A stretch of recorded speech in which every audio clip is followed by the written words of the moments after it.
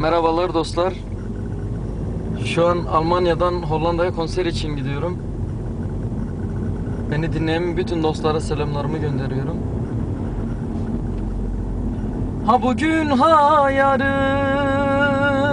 bu kış bitecek. Elbet bu dağlara bahar gelecek. Dostluk türküleri hep söylenecek. İnancın tam olsun, huzurun olur. Ormanın yakılıp evin yıkılsa, aç yüreğini yar yar düzgün babaya. Munzurun oğlu, Munzurun oğlu, yaralı yüreğim umutla dolu. Ak güvercinlere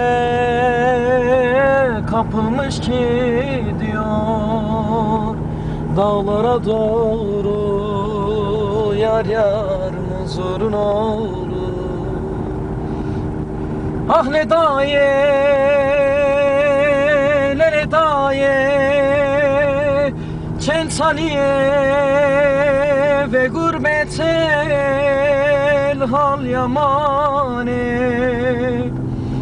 hal perişane. Ah ne daye daye, serçiyaye berf bırak le daye le daye le daye le daye daye le daye le daye. Ah herbiye daye daye daye daye le daye. Suyumuz aksa da kökü kurumaz. Bir yürek yurdunda sürgün edilmez.